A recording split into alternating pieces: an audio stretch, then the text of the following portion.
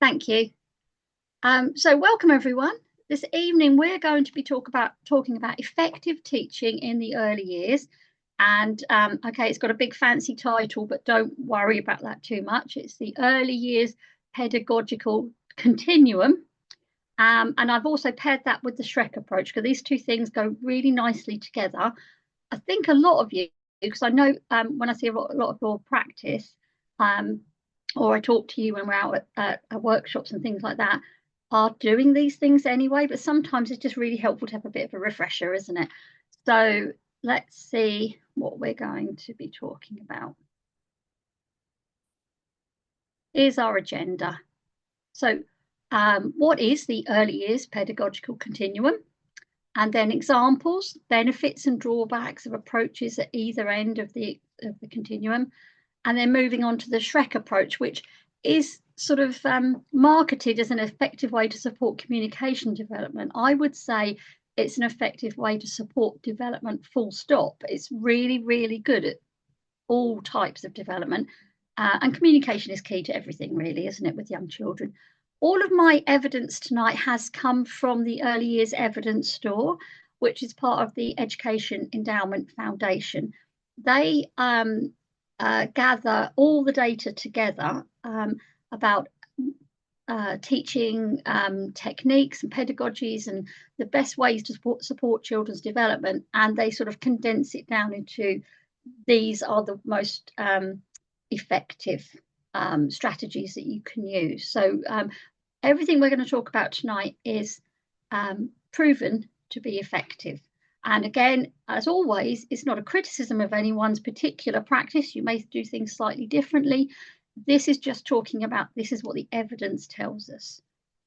And I've also used help for early years providers because there's a lot of information on there about the ShREC approach. And as always, the book by Grenier and Bollens, Putting the EYFS Curriculum into Practice. There's a new edition out for that if anyone's interested in getting it. Definitely recommend that book. It really does make the curriculum a very accessible and user-friendly document. So what do we mean by the pedagogical continuum? Pedagogy is our teaching strategy. So our curriculum is what we want the children to learn. And our pedagogy is how are we going to do it? How are we actually going to teach that to the children? And over the last few years, there's been quite a shift away from adult-led learning at one end of the spectrum towards child-led learning at the other end of the continuum. And anyone who's been to any of my webinars before or maybe knows me anyway knows that I'm very child-led setting. But even in a child-led setting, there is a place for the adult to support and model and scaffold learning with children. And that's that middle area that you can see here called guided play or guided learning sometimes. So what we're going to talk about tonight really is these two extremes, adult-led, child-led, and then in the middle, guided. And then we're going to come to a conclusion at the end about where we think the most effective teaching takes place. So, as I just said, we've moved away from the idea that children's learning has to be adult-led and adult-planned. And when I talk about that, what I mean is something we would have seen maybe 10 or 15 years ago, where children are taken away from their engaged play to come and sit down at a table and be taught something by an adult. Let's say, for instance, we're going to learn about shapes and colours. And evidence shows us that that is not an effective way of teaching young children for several reasons. Young children learn holistically. They don't learn in separate subjects. So you don't just learn maths and then you don't just learn communication and then you don't just learn physical. You learn all of these things at the same time. And active learning, where children are actively engaged, is the most effective type of learning. And learning that is led by the child is even more effective. So to take a child away from something that they may be really interested in doing, some exploration of their own, to learn about triangles and squares is really not supporting their development effectively. So that's what we mean by that adult-led practice that we would have had. I'm as guilty as anyone else. Years ago, I would have done that too. But, it's that old phrase, know better, do better, isn't it? So even though we've moved away from that, there are some ideas and skills which benefit from an adult's knowledge. There will be opportunities where an adult needs to support children's development rather than it just being 100% child-led and the adults just watching all the time. So we're going to talk about what our role is in that. And Grenier recommends a balanced mix of approaches that's flexible and adapts to the needs of the individual child. And that is key. It's knowing the individual child. Even Julian Grenier admits that the setting he was in, he felt had gone completely child-led. And then he realised that there were some areas of development that weren't being fully supported. And so he recognised that we needed to have this balanced mix of approaches. So what I've done is I've put some examples together of things you might be doing with the children, or I might be doing with the children in my setting, at each part of the continuum, and then we'll just have a think about them. So if we're thinking about adult-led, I didn't want to go down the route of the handprint craft because we all know how I feel about those, but I'm thinking about a cooking activity here. So some activities do really need an adult there, don't they? For example, cooking, because children might be using tools, they might be around appliances that are hot. We need to make sure they're safe. So there are some benefits to having an activity like this. The children get to make cakes, lovely. Who doesn't like a cake? But the drawbacks are that children might not have very much input or agency over the sort of creativity and their problem solving and all these skills that children need to be having all the time if it's adult-led. And I want to say here, completely adult-led. So that's a little bit of a hint, really, is the direction we're moving in. So adult-led activities, particularly the handprint type activities, are often out of context and just not meaningful to children. There's something that an adult has thought, oh, I like the idea of doing that, let's do it. It doesn't necessarily mean something to the children. It's not necessarily something that's of interest to the children. It's something that the adult has, I don't know, seen online and thought, oh, that would be an interesting thing to do. If it's an interesting thing to do and it meets the children's individual needs, right. If it's something you've just thought up because you think, oh, that's a nice activity that I've seen on a website somewhere, you really need to think, actually, is it something that's of interest to my children and to their developmental needs at that moment? Maybe not. So that's adult-led. So we're right at one end of the spectrum there. The adult plans the activity, the adult guides the children through the activity, and it's quite a structured activity, and the children have very little input. They're told what to do, they're told how to mix things together. They have to follow a set of instructions, basically. So that's your adult-led. And then if we move along the continuum, so we're in the middle of the continuum now, the guided play. In guided play or learning, the adult uses their knowledge of the child, as it said in the Grenier quote, to know when to step in, to when to scaffold, when to model, when to extend learning. Now, the example I've got here is something that happened in my setting a couple of weeks ago. We'd made some Play-Doh. It was just plain Play-Doh. And the children were playing with it. And then one of the children went off and got some felt tips and was squashing the Play-Doh and drawing on the top of it. And they started to talk about how it was their pizza. And I had been sitting nearby observing. And I thought, wow, what a great idea. I'd never even thought of drawing on Play-Doh with felt tips. It works really well. So I said, can I sit with you? Can I make a plate pizza as well? And so we all sat together and we were drawing on our pizzas and talking about what we were going to put on there. Oh, I really like olives, and so they need to be black, and I need to find a black pen and do the circles. And um, that was lots. There were lots and lots of really great communication going on there. Lots of critical thinking about what you're going to put on your pizza, how you're going to make your pizza, how it's going to taste and smell. But it was 95% of that was child led. I hadn't even had the idea about it being pizza. It was just some Play-Doh that I put out that day.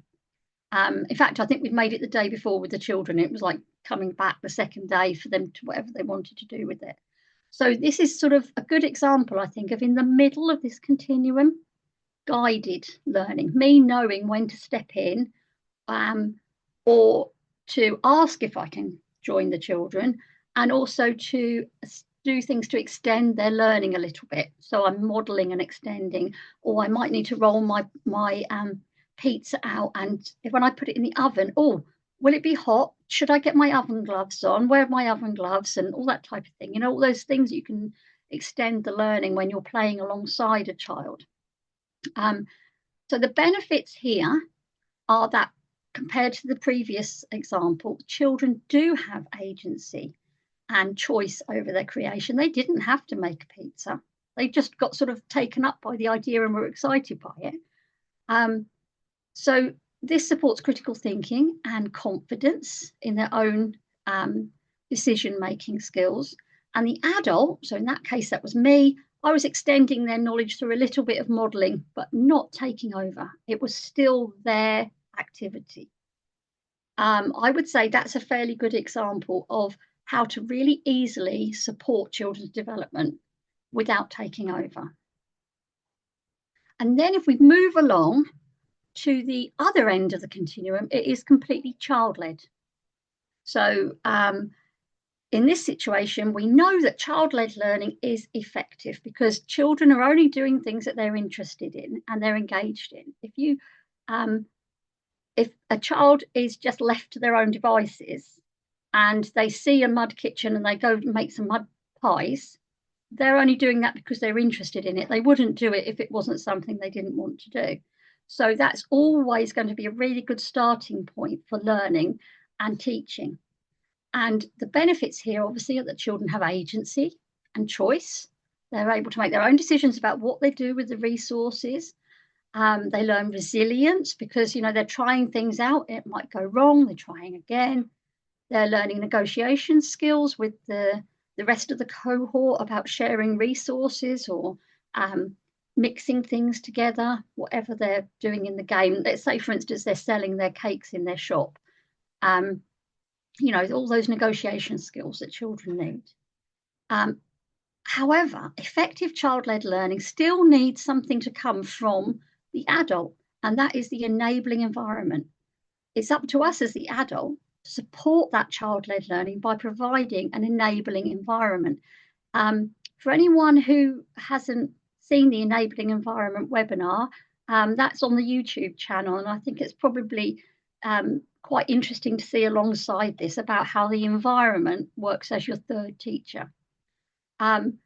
So we, the practitioner, are creating this wonderful enabling environment that enables children to do this child-led learning. So we still have a role to play. It might not be hands-on, depending on what the children are doing, but we do still need to be aware and responsive and understand when to step in, what to do when we do step in. So the example here is the children are playing in the mud kitchen. They're finding herbs and mud and stones. They're adding them all to their cooking. They're using lots of negotiation skills. There's really rich communication going on. Now, as a practitioner, I'm sure most of you will agree, I probably wouldn't need to get involved in that at all unless a child asked me to. If they invited me in or they asked me for some support. Otherwise, they're probably having a really great time. They don't need me to interfere. So we've gone from one end of the spectrum of this continuum to the other, adult-led to child-led, but which approach is just right? So AI very kindly created a Goldilocks picture for me. Grenier tells us again that children are powerful, independent learners, but at some points, some children may need adult support. We've all got children we know might need a little bit of extra support with different things, haven't we? And even like in the moment, a child that doesn't normally need support with something may need support, or you may see an opportunity to extend their learning a little bit by narrating something or modelling or coming alongside them in the same way that you would with the Reggio Emilia approach, you know, as I did with the pizzas, to come along and sit there with them and take part in their activity. So there is a role for an adult in there. I would say the answer lies along that continuum. Children having large amounts of child-led learning, and this is what the evidence shows, with a responsive adult ready to support them and provide a range of interesting resources and experiences that are tailored to that child's individual needs. If we can do that, we are fully supporting the children without having to take over. So again, evidence shows that ultimately child-led learning is the most effective approach, but it also tells us that adults need to be in tune with the individual child and know how and when to step in. So I found this picture online, which is children using tools, woodworking tools. And I thought this was a good example because even when an activity is adult-led, children should be enabled to have as much of an active role in the planning and implementation of that activity as possible. The issue comes when the adult completely takes over and says, this is what we're going to do, this is what you're going to make, this is how you're going to do it, follow this set of instructions. When children get to school age, and towards the end of Key Stage 1 and in Key Stage 2, they quite like following a set of instructions. That's quite an interesting thing for them to do, to have a process that ends up with a product. That's not how it works in early years. And anyone who's seen our process over product webinars will know that really that's not considered an effective support for development. But what is effective is giving children lots and lots of input and agency over what they're going to do, what they're going to make, how they're going to use the resources, and for the adult to be the person who supports and enables any of that type of thing. So I'm always really keen on this, the principles of the EYFS, because to me, this feels like a recipe for anyone who's new to the early years or just needs to sort of remind themselves about this. It's quite easy to support children's development as long as you know the unique child, you know that child so well, you know everything about them, you know where they need support and you know where they're doing really well, and you know when to step in and what activities and resources will support them. Your positive relationship is your knowledge of that child and your understanding of that child, and you providing this enabling environment and this recipe. You add those three ingredients together and you get learning and development. And I think when you look at it like that, it really breaks it down into three very easy components, doesn't it? So that's the first part we were going to talk about tonight. And then I've paired it up with what we call the ShREC approach, because I just think they go really well together. This is nothing to do with ShREC, the cartoon character. It's an acronym, which I will explain as we go along. This is developed by the Sheringham Nursery School and Children's Centre, which is in London, where Julian Grenier works. So it's an inner city setting. It's got the type of cohort that you would expect from an inner city setting, and it's very realistic. He's all about putting together realistic approaches to supporting children's development. So this is what the evidence found. We may be talking, but what are the children hearing? Time to wash your hands. Come and sit down for a story. Put your shoes on. It's time to go. Come on. Now, I'm realistic as well, so is Julian Grenier. I'm in early years. I completely understand that there are times when we have to go. We have to be at school. We have to be somewhere. Something has to happen. But according to the EEF, so this is the Education Endowment Foundation, the language children hear the most in their early years is instructional, with no response required. So if you think of those statements above there, they're not even questions, they're just statements. So there's no response required from the children. This is not shown to be an effective way to support communication development, because quite often practitioners might feel like they're talking to the children a lot, but are they talking or are they just issuing instructions? But if we can use this, what we call the ShREC approach, even a few times a day, we're providing a really language-rich environment that does support communication development. And as I say, I am realistic. I know there are times when we're going to have to say, we have to go to school, we need to put our coats on, we need to do it right now. But if you can try and focus and recognize moments throughout the day where you can just be really engaged and have what we call high quality interactions, you will see a massive difference in children's communication skills and actually PSED and all that type of thing. So I've chosen the ShREC approach because I think it's a really good example of this continuum of how the adult can support without taking over. So we know the most effective way to improve children's outcomes is to ensure they experience a language-rich environment in their early years. And evidence shows that the most effective way to do this is through everyday conversations and interactions. So nothing fancy, there's no rocket science involved. It's just taking the time to spend a few moments with that child when they want trying to communicate with you about something and really taking them seriously. Teaching vocabulary out of context, for example, flashcards, is not effective because children just can't grasp concepts out of context. It's very difficult for them. They cognitively struggle with that at that age anyway. So I've got a couple of sort of examples here, the two sides of this. Effective communication looks like two-way communication. Participants take turns, they respect each other, and they allow time to respond. Effective communication is in context. So talking about snow while you're playing in it, for example, or remembering it, you're seeing a picture of it or something like that. And it's part of everyday communication, so narrating your actions and discussing the day. This is super simple, isn't it? It's not rocket science there, is it?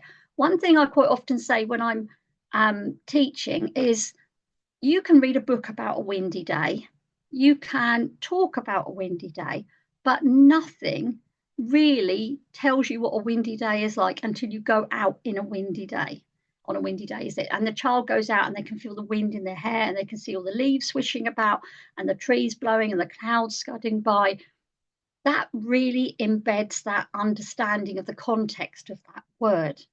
And that's what we really need to be thinking of, putting words into context. I've got some practical ideas at the end of this that I'm going to share with you.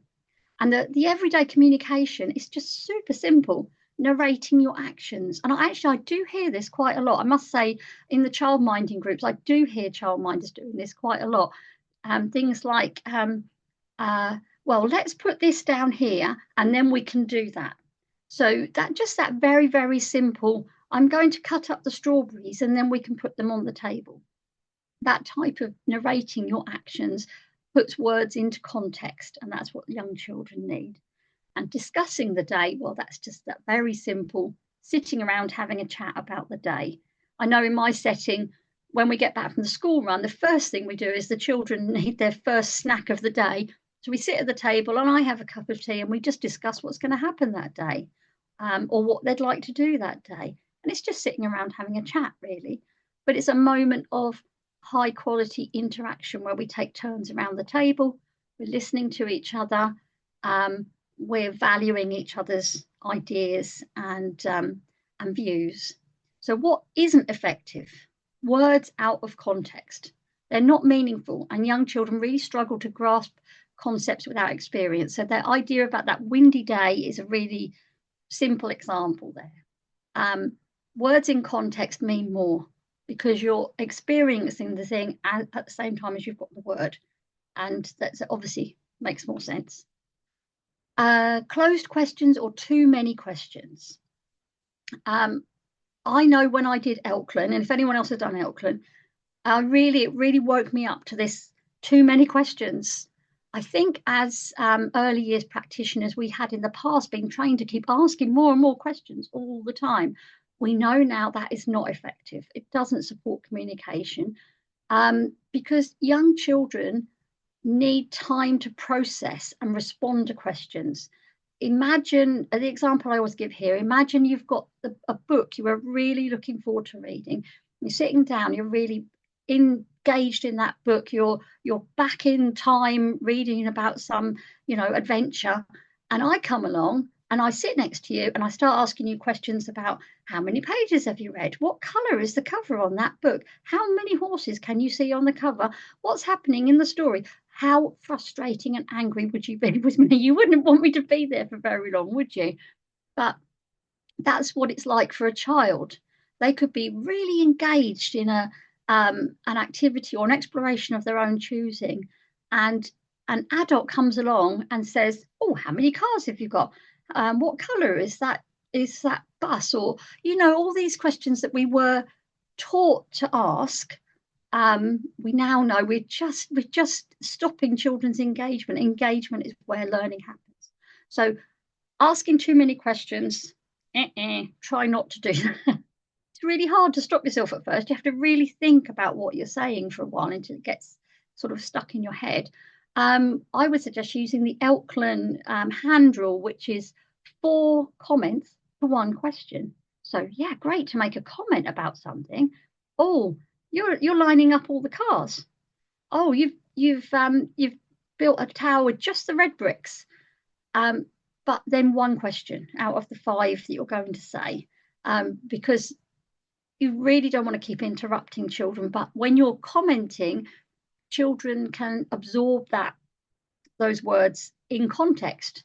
Red bricks, line of cars, whatever it is you're talking about. It makes sense to them because it's in context, but it doesn't interrupt their engagement. And I'm sure you're probably all familiar with the idea about closed questions. So a closed question is a yes or no answer. Try and reconfigure your thinking so that your questions aren't closed whenever possible. So instead of can you put your shoes on, which would you like to put on first? Maybe your coat or your shoes? Turn it around a little bit. So you're moving away from a closed question to a question that does require an answer when you do ask a question. So then moving forward onto the actual acronym of ShREC, the SH stands for shared attention. This is tuning in and showing genuine interest in what a young child is focused on. And it lets them know that you value them and you want to spend time with them. And it's especially powerful if the child invites you in. So let's say a child is in this picture, what they're doing, they're standing up these little blocks. If that little one has invited this adult in, they really want to share that experience with them. And if the adult can just spend a few minutes being fully focused and engaged with the child, it's amazing supporting children's development. And also it says here, obviously, if you can get down to the child's level, that depends whether you want to lay on the floor or not. But just engaging with them in their choice of activity. Again, not taking over, being invited in and sensitively joining in. It's very easy as an adult to want to take over, but we really need to look at what the child is doing, don't we? And then R stands for respond. So how we respond to a child is dependent on our knowledge of that unique child, like in the recipe we were just looking at. Our responses should be genuine and supportive.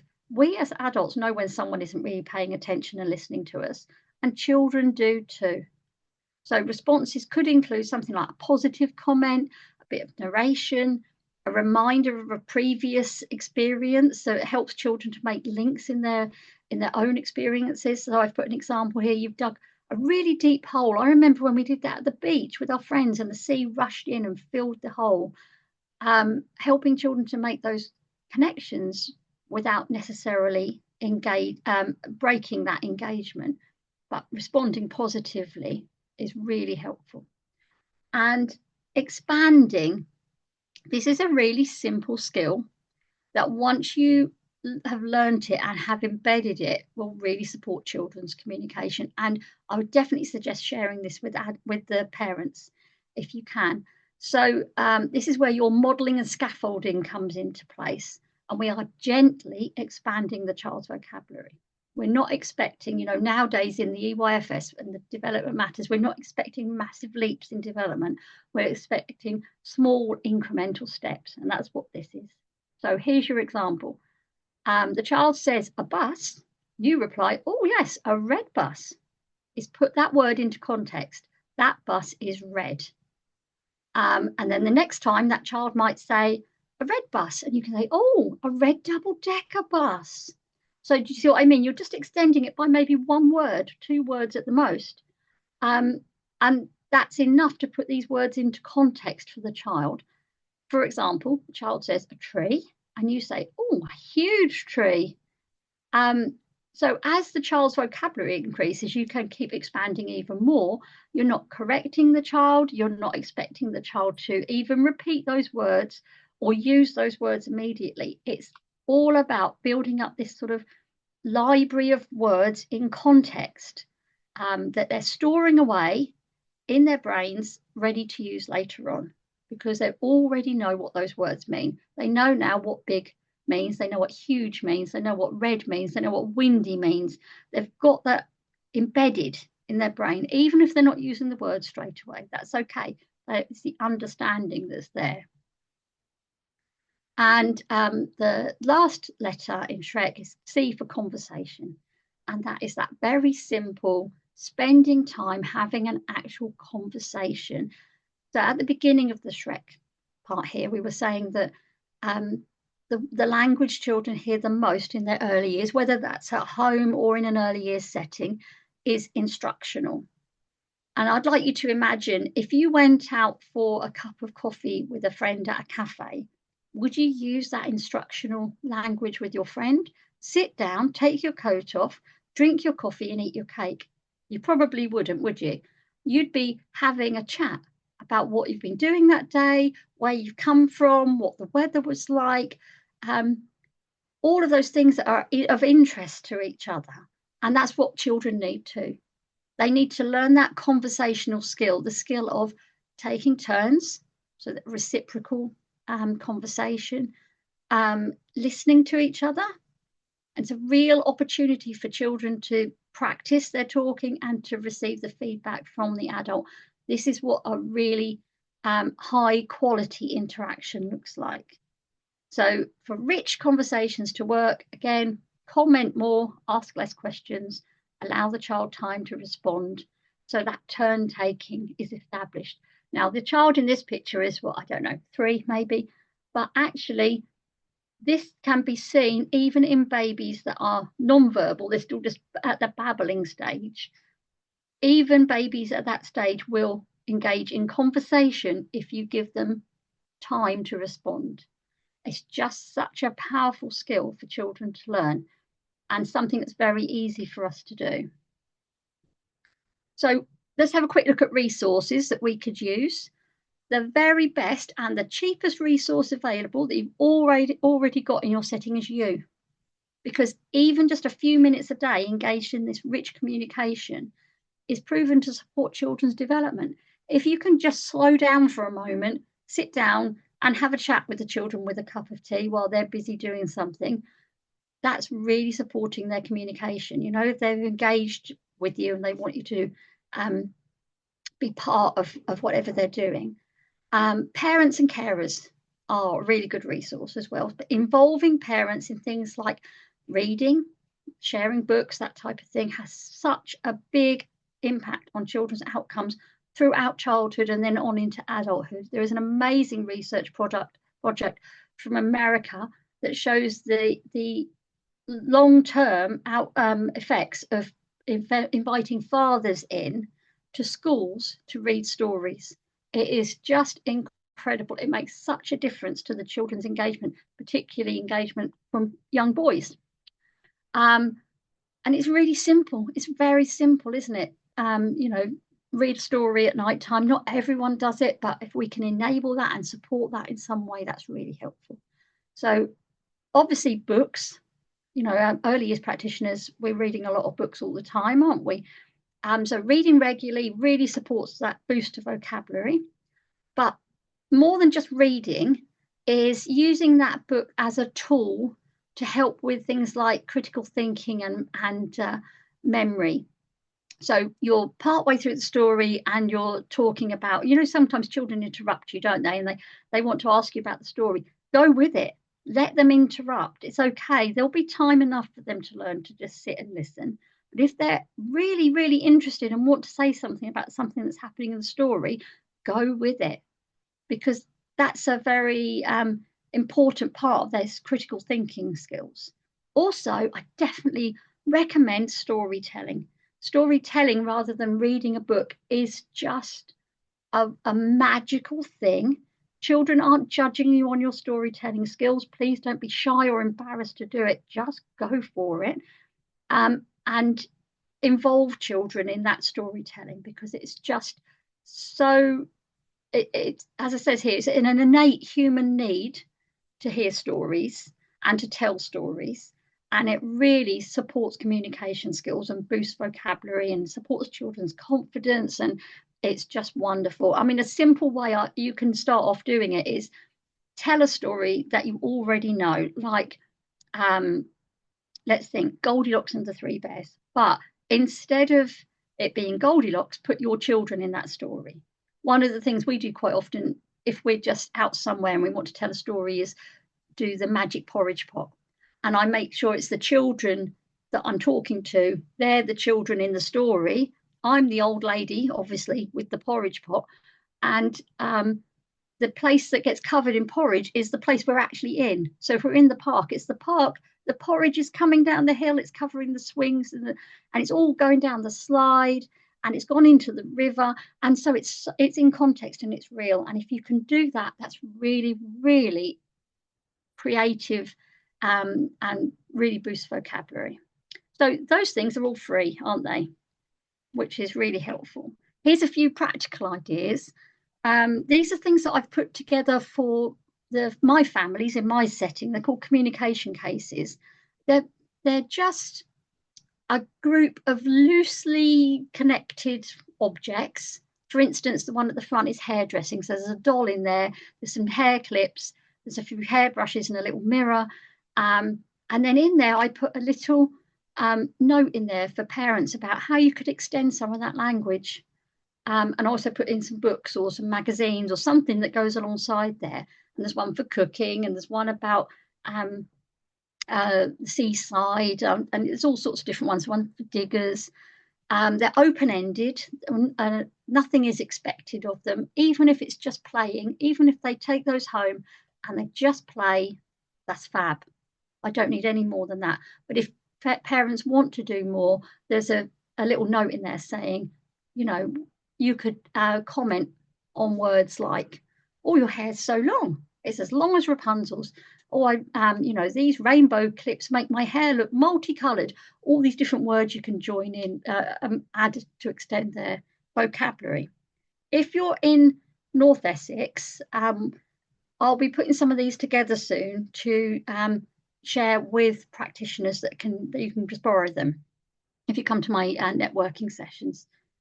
Another thing I do is a storytelling bag, not a story bag.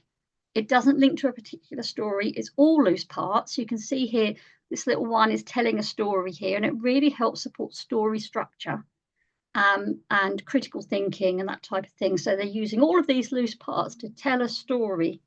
It's really quite an amazing thing when you see this happening. I just put this together myself out of random bits and bobs that I had. Because it's not based on a particular story, there is no expectation to have a product. It's just up to the child to make up their own story. Generally speaking, I find when I introduce this to children, they might need me to model it once or maybe twice, and then they soon get the idea and they run with it. And again, that's a really interesting way to start storytelling without you having to worry about how to do it, or it's a good, you've got some props, I guess, is what I'm thinking of there. And another really easy thing to do to support communication is to lend books out to families. And I think most of you probably do this, don't you? I would suggest, if you haven't done this before, don't give them your best books or ones that you're precious about. Get people to donate some books to you, get some from charity shops, that type of thing. And then if they don't come back, it really doesn't matter. But I just have this little basket by the door. Children can pick up a random book and take it home. That's fine. If it doesn't come back, it's really not the end of the world. I'd much rather that it was being read than it was keep coming back all the time, because the charity shops are full of books, aren't they? I'm not spending a fortune on them. Okay, I'm very pleased that you've all sat there and listened to me talking for so long. Before we have time for a chat and any questions, just wanted to let you know that our next webinar is on February the 11th. We're going to be following up on the nutritional guidance webinar that we did a couple of months ago. Thank you to everyone that sent me pictures of how they're providing food in their settings. And joining us then will be Sarah Mohammed, who's one of the EYEPs for Essex, and she's going to be discussing the NOF research project. And for anyone who's in Essex and would like to go to the NOF conference, that's on the 14th of March, and I've put the link there, which you'll get with the slides from Damon. Also, for anyone who's not aware, we offer bespoke support. So your setting, whatever you need support with, we can help you. We totally tailor and curate the support to fit you and the area that you've identified as needing support. So anything like that, just get in touch with Damon and he'll put you in touch with me, or if you're a larger setting, he'll put you in touch with Lisa. I'm going to stop sharing.